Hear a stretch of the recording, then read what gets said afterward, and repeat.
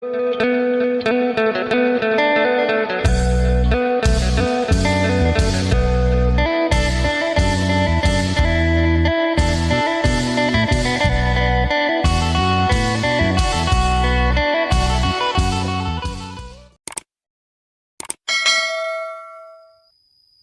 บสบายดีและสวัสดีเด้อพ่อแม่พี่น้อง FC กันมืดสุคนบ่ว่าทางหวังเราตอนนี้มาหอเนื้อไปทีเรียบร้อยแล้วกับแม่น้องตะโนกำลังสิไปสายแม่น้องตะโนไปเบิ่งไม้สร้างไฟไม่สั่งไผ่ไม่สั่งไฟเนาะเพื่อมาอ้อมหัวเนาะไปเบิ่งอยู่ไสเกาะเฮือนสาวเพชรเฮือนนั่นสาวเพชรน้องปอนที่ว่าข้างเฮือนนั่นน้องลาตรีนั่นแหละเลยเนาะไปเลยเนาะกับอันมอเตอร์ไซค์คู่ใจมอเตอร์ไซค์ห้างตั้งสิออกไปเฮือนสาวเพชร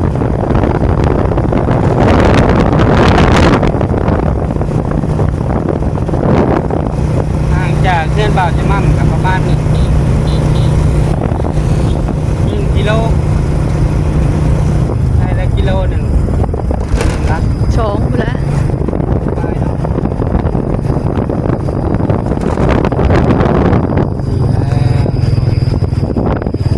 ห้างก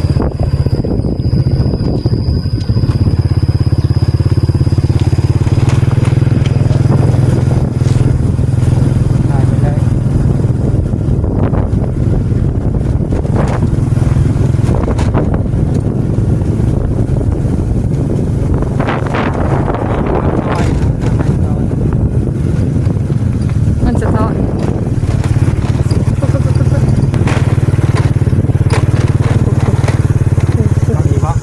แม่นแล้วเจ้าทางเขาเพื่อนน้องลาตรี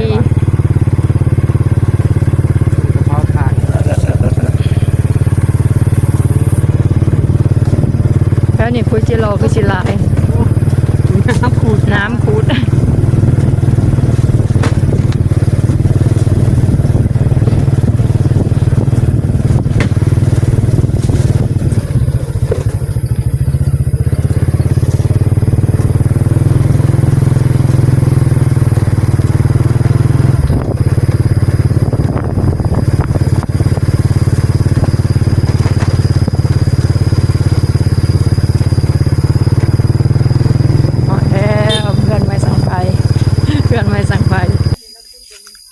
นี่เนาะ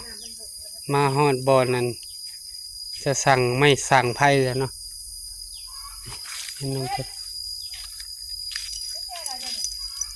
เผาถ่านบ่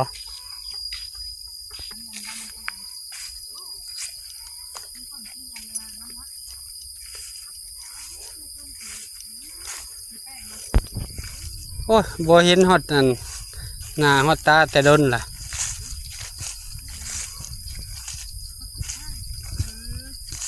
เฮ็ดยังอันนี้ปลูกข่านี่หลายบ่จะขอปลูกสบายดีชาวเพชรเมื่อยฮ้อนเน่า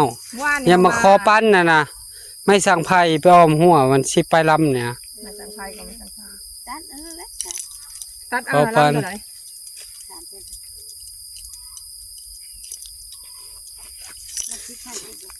เสียนะอ้อมหัวเห็ดนานพักคอยจิโลออกแล้วนี่เนาะมันบ่มีหัวชื่อในพักมาเลยเขาว่านาราชิมานะจ่ายเงินเลยแล้วก็เชียน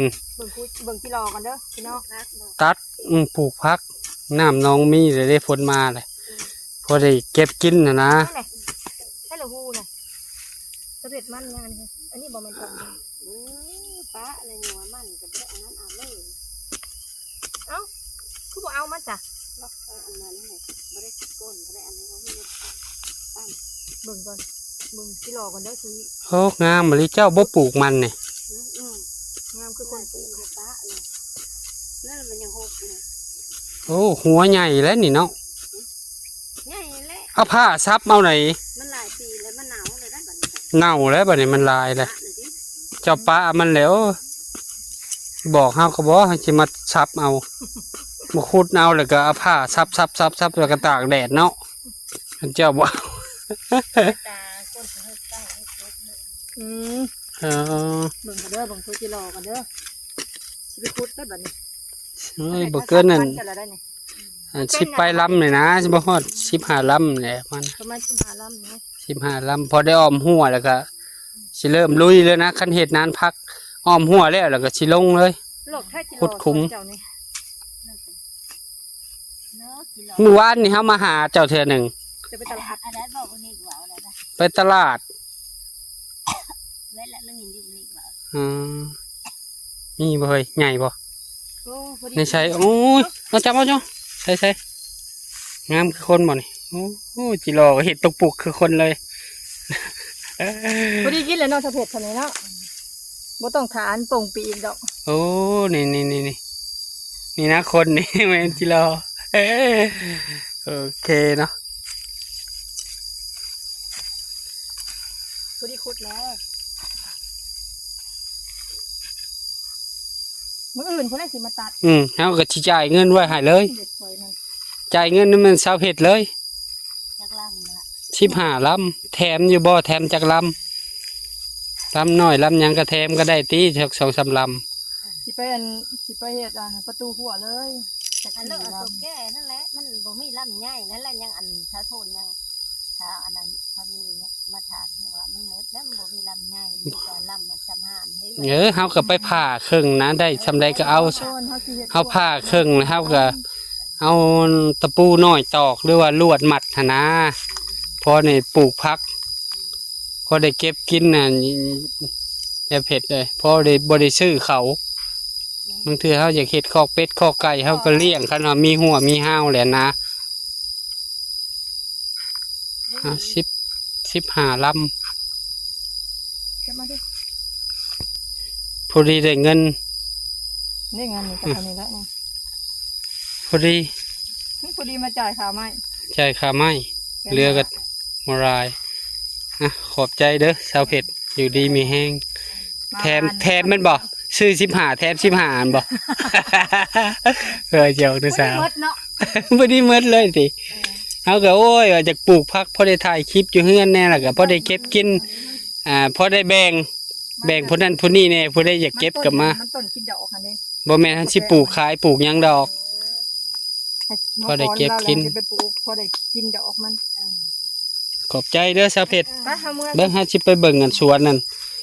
เบิ่งไว้ก่อน ก็หน่อไม้ก่อนนี่เนาะ ไปขายบ่ไปเลยค่ะไปขายซื้อปุ๋ย ลำแก่หาอยากเบิดเลยเนาะยายเผ็ด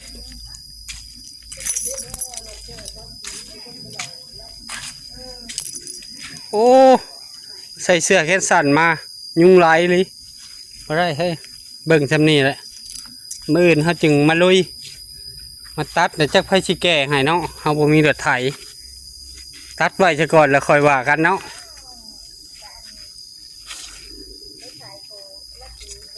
จ้างเขาแล้วเนาะจ้าง สิลองหาเขาลองเบิ่ง หาเขาลองเบิ้งให้เขาแก่ให้ ลูกตะบ้อนนี่มันจะเยอะแก่ เอ้ยเขาสักกะทีเอาล่อแล้วหยู่เอาหยู่หลัดลงไปใน ก็ได้อยู่เด้อหูหลัด มันก็บ่ได้ยะทางมันกันน่ะอยู่หยู่ โอ้เผื่อจิฮอด ป้าเขาหยู่ลงคอไอ้เนาะชาวเพชรมันบ่ได้ยะ บอกนี่เดี๋ยวชวนไม้ไผ่มื้ออื่นจริงสิมาเอาโดยเนาะมาฮอดนี่บาจะมั่มกะกราบขอบุญขอบคุณพ่อๆแม่ๆ FC ทุกท่าน ที่เบิ่งคลิปบาจะมั่มแต่ต้นจนจบหรือว่าคำโฆษณาเพื่อเป็นกำลังใจบาจะมั่มเฮ็ดคลิปใหม่ๆออกมาให้พ่อแม่พี่น้องได้รับได้ชมขอให้พ่อแม่ FC ทุกท่านจงมีสุขภาพปราศจากโรคภัยไข้เจ็บคิดสิ่งใดให้ได้สิ่งนั้นจงพมุ่งมา่ปรารถนาทำมาค้าขายชื่อใดขายหมาในธุรกิจใดประสบผลสำเร็จในหน้าที่การงานไปใส่มาใส่ตลอดปลอดภัยเด้อฝากพ่อๆแม่ๆเป็นกำลังใจให้ครอบครัวบ่าวจะมั่มกดติดตามกดไลค์กดแชร์อย่าลืมกดกระดิ่งเพื่อบ่พลาดคลิปใหม่ๆของบ่าวจะมั่มนะ